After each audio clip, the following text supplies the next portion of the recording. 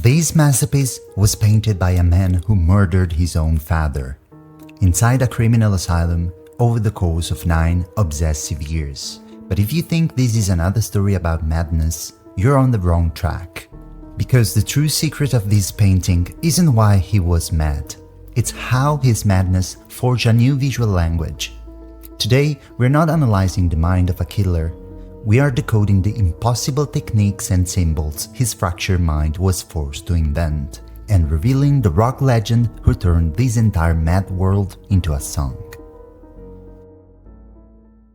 But to understand his genius, we first have to understand his descent.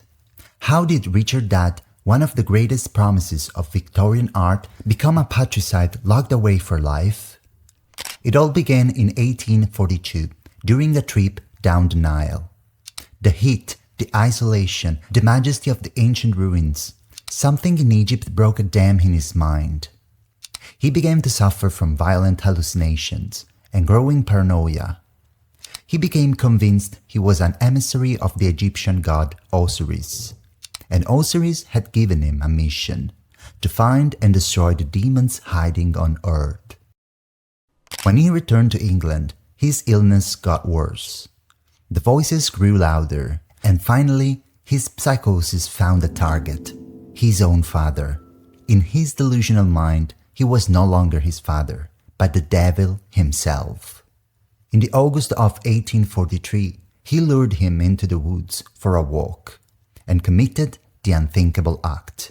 The doctors declared him insane, unfit to stand trial. His sentence was not the gallows, but a lifetime inside the walls of the Bedlam Asylum. And so, we have the story, but the question remains: how did he translate this mental chaos into a work of such obsessive order? Through 3 technical choices that are the signature of his mad genius. Number 1. The obsessive layering. To understand what you're looking at, forget the word painting. Think of the word construction. Dad used extremely fine brushes, sometimes with a single bristle, to apply layer after layer of oil paint. He would patiently wait for each layer to dry before applying the next. Look here. These aren't quick brushstrokes. They are meticulous deposits of matter, a process that could take weeks to complete an area the size of a coin. This technique isn't just virtuosity. It's a control mechanism. For a mind besieged by voices and chaos, the repetitive, almost ritualistic act of applying these layers was the only way to impose order, to build a world where he was the god of every single millimeter. While other artists tried to capture a moment, Dad was trying to stop time itself. Number 2. The impossible perspective. For 500 years, Western art was based on a simple rule: things farther away appear smaller. It's a rule Dad knew perfectly well, and one he deliberately chose to shatter. Look at the man in the top hat here in the foreground. Now, look at the elf with the axe in the center. Their sizes are almost identical. The figures are not inside a space. They are stuck on a surface, pressed against an invisible glass. This is not a mistake. It is an honest depiction of his perception. If you believe a fairy the size of a fingernail is as important as a bearded patriarch, why would you paint them with a different hierarchy? That is showing the world as he saw it. A flat, intense surface of simultaneous stimuli. And this brings us to our final technical choice: the claustrophobic composition. Take a deep breath and look at the painting. Do you feel a sense of oppression? That's intentional. And the reason is simple. Look up. There is no sky, no horizon, no escape. We are trapped in this undergrowth with these creatures. This isn't just a stylistic choice. It's an autobiography for a man who would never see a free horizon again, who would spend the rest of his life confined within 4 walls. He painted his own prison and turned it into a universe. Now that we have the technical keys, we can finally open the door to the painting's hidden meaning. And what's inside is stranger and deeper than you can imagine. First symbol, the central drama. Let's start at the center, with the title itself. The fairy feller is about to crack a nut with his axe. But look closely, the entire universe of the painting has frozen. This isn't an action, it's a moment of absolute tension, frozen an instant before impact.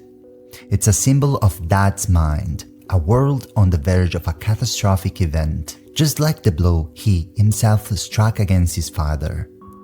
He is endlessly reliving the instant before his own ruin. Symbol number 2. The power struggle. Who presides over this scene? Two figures. On the right, the patriarch with the white beard, a symbol of order and reason. On the left, the fairy queen, Mab, a symbol of magic and chaos. They are the two opposing poles vying for control of this world. It's the perfect representation of Dad's inner struggle, his rational, Victorian upbringing versus the chaotic magic and the voices that had taken over his mind. But the most disturbing symbolic choice is this one. Look carefully between the leaves. In the blades of grass, the entire scene is being watched. This is the symbol of his paranoia. For Dad, locked in an asylum, every action was scrutinized. He painted the feeling of being constantly under examination, turning his own prison into a stage. A century later, a brilliant young art student named Farrokh Bulsara, who the world would come to know as Freddie Mercury, saw this painting at the Tate Gallery in London.